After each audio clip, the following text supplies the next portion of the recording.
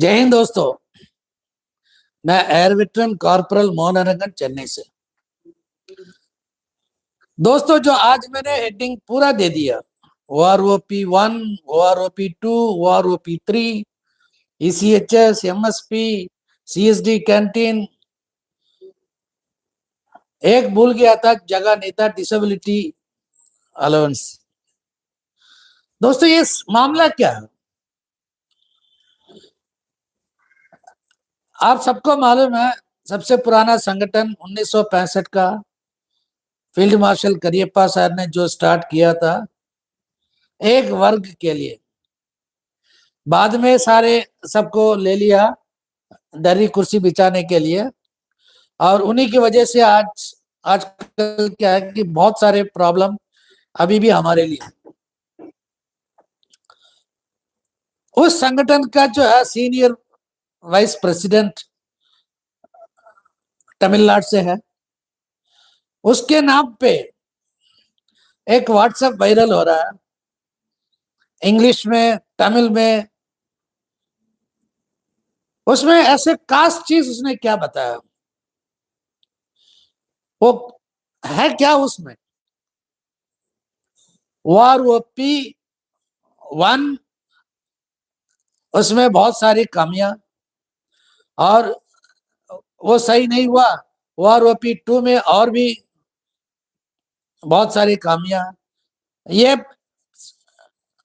दूर होना चाहिए, उसका सबसे पहला पॉइंट। और दूसरा पॉइंट, OROP 3 जल्द से जल्द लागू होना चाहिए। ये पहला 2 पॉइंट है, बहुत बढ़िया पॉइंट है ना। पढ़ने में या सोचने में बहुत बढ़िया पॉइंट है, लेकिन उसके अंदर है क्या?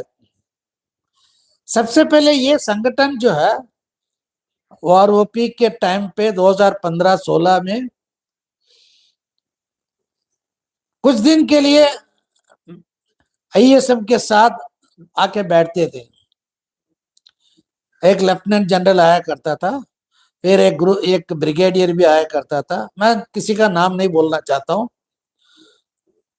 लेकिन आने के 2-4 दिन के बाद बीच में इनका प्रॉब्लम हो गया था, वो कलेक्शन की वजह से।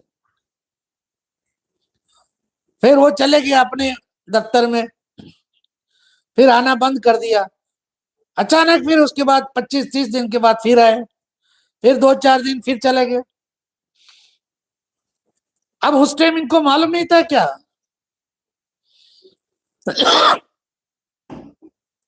दोस्तों, हम भी थे, मेजर जनरल सतबीर सिंह के उस ग्रुप में हम भी थे।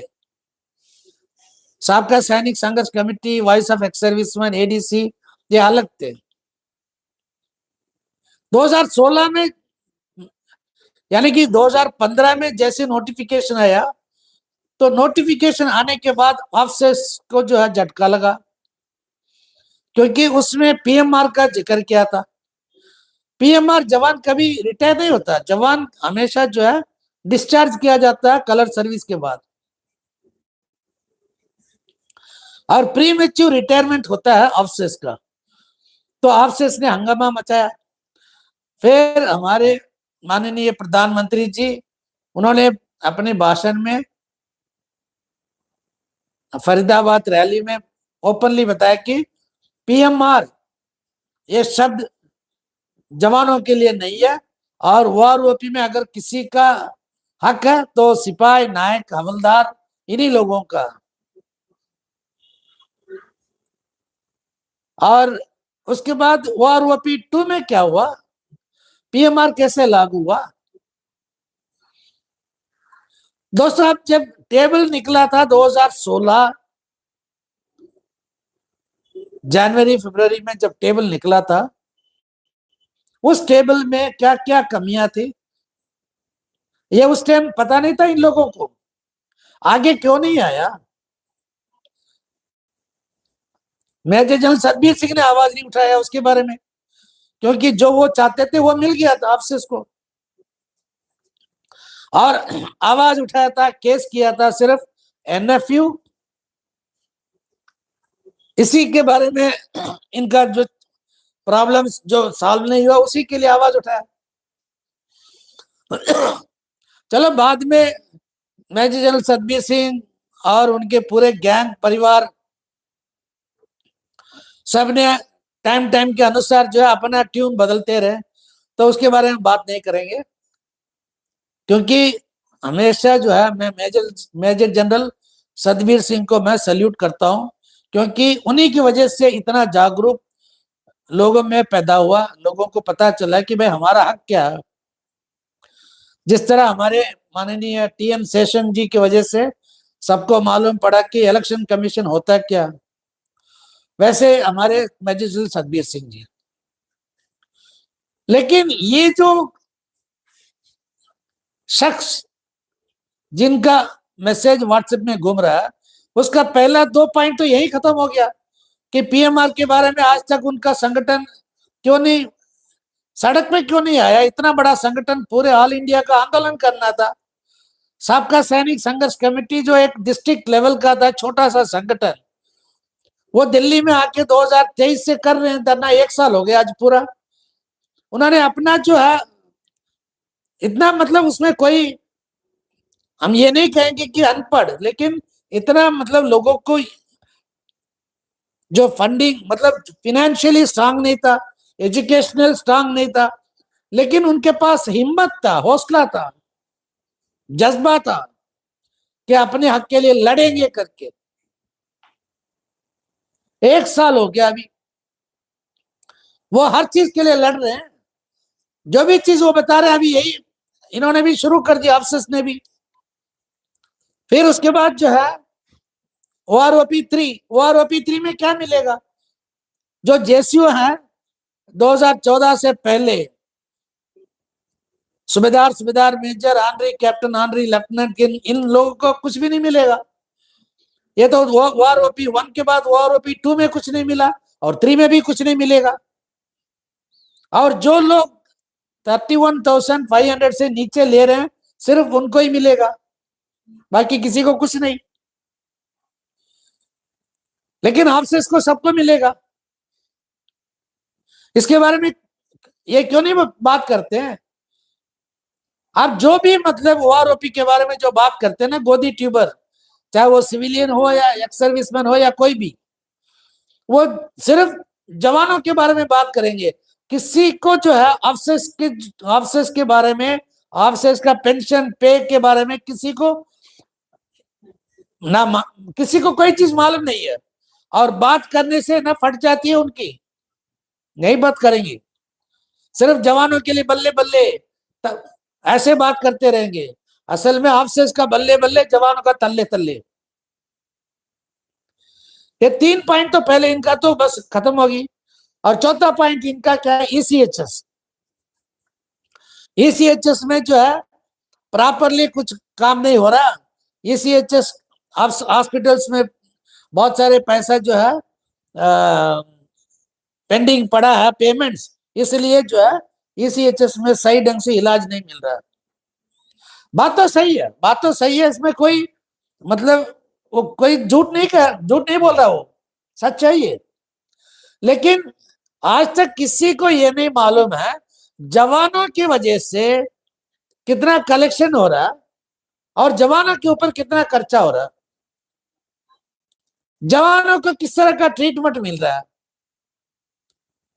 इसके बारे में कोई बात ही नहीं कर रहा। ये जो हमारे कर्नल साहब, ये इसके बारे में क्यों नहीं बात कर रहा? कोई भी अफसर ईसीएचएस के बारे में जब बात करता है ना, सिर्फ दवाई के बारे में बात करेगा। ईसीएचएस में जो फ्रॉड हो रहा, ईसीएचएस घोटाला, स्कैम, इसके बारे में क्यों नहीं करते बात?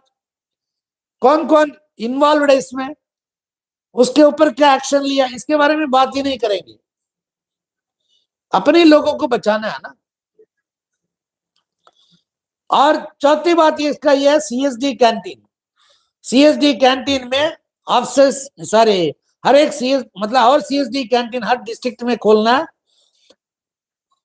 और सुविधा ज्यादा बढ़ाना। फिर उसके बाद जो है ईसीएचएस केंद्र और बढ़ाना। और सैनिक बोर्ड, राज्य जिला सैनिक बोर्ड जो है, और इसको विस्तार करना चाहिए क्योंकि काम सही ढंग से नहीं हो रहा है। दोस्तों, ये तीनों चीज किस लिए मांग रहे हैं? ये तीनों चीज अगर ये कामयाब हो जाते हैं ना, इसमें प्रेशर तो दे रहे हैं, अगर कामयाब हो जाते हैं तो हर जगह ऑफिसर्स का जो है एम्प्लॉयमेंट हो जाएगा। ये अपने हमारे लिए नहीं मांग रहे हैं, इनको कहने दे कि भाई हर जगह जेसीओस और ओआरस को जो है डालना चाहिए। ये आधा बात करते हैं, आधा छोड़ देते हैं। इसके बाद एक और पॉइंट इसने क्या रखा कि हर हर जिला सैनिक बोर्ड में, हर राष्ट्रीय सैनिक बोर्ड में जो है एक रिटायर्ड ब्रिगेडियर या मेजर जनरल को रखना चाहिए, सिविल डायरेक्टर्स को नहीं रखना चाहिए। क्यों भाई? सिविल डायरेक्टर्स वो आईएएस पास करके आते हैं, और हमारे जैसे अगर हमारे ब्रिगेडियर या मेजर जनरल रिटायर्ड को डालेंगे, फिर से यस सर नो सर का कहानी। मतलब इनके जो मन में क्या है कि किसी तरह मेजर से लेके मेजर जनरल तक सेकंड इनिंग्स का और 2-4 साल का प्रबंध करने का चक्कर में बैठा है क्या? लेकिन नाम किसका ले रहा? सब हमारे लिए। दोस्तों, इनकी जो चाल ये है कि ये कहते हैं कि इसको पूरा हर जगह ये मैसेज पहुंचना चाहिए, और सिविल पॉपुलेशन में भी ये मैसेज पहुंचना चाहिए, ताकि सिविलियंस को भी पता चलेगा कि जवान जेसीओ जवान या मतलब फौजियों का क्या क्या प्रॉब्लम्स है। डिसेबिलिटी डिसेबिलिटी मतलब इतना भेदभाव नहीं होना चाहिए, ये भी अभी कह रहा है। दोस्तों, आप लोग सावधान हो जाओ, सतर्क रहो। ये 2023 से जो सबका सैनिक संघर्ष कमेटी का जो है वन रैंक वन पेंशन आंदोलन की वजह से लोगों में जागरूक पैदा हुआ, लोगों का पता चल गया कि दुश्मन कौन है, दोस्त कौन है। अब इसलिए जो है ऑफिसर्स के संगठन छोड़ के जेसीओ जवान जो है अपना संगठन खुद ही खोल रहे हैं और खुद अपना संगठन चला रहे हैं। उसको तोड़ने का एक मतलब एक तरह का प्रॉब्लम है, एक तरह का प्रोग्राम है, और कामयाब कराने वाले या अगर कामयाब कराने वाले कौन है? अपने ही जेसीओस ऑनरी कमीशन ऑफिसर्स इनके साथ है। इसलिए बच के रहना, सावधान रहो। मेरा काम है आप लोगों को चेतावनी देना, और जहां तक हो सके हम अपने इलाके में सबको बताएंगे कि भाई पॉइंट अच्छा है, लेकिन हर जगह ये हर पॉइंट में इनको ये जोड़ना चाहिए, ये जो भी है सिर्फ जेसीओस और अदर रैंक्स के लिए, ऑफिसर्स के लिए नहीं। ये मतलब सबको हर समझाना पड़ेगा। आप भी जो है इस अगर हिंदी में अगर इसका व्हाट्सएप ग्रुप में अगर आता है तो आप लोग सतर्क रहो। जय हिंद, वंदे मातरम, भारत माता की जय।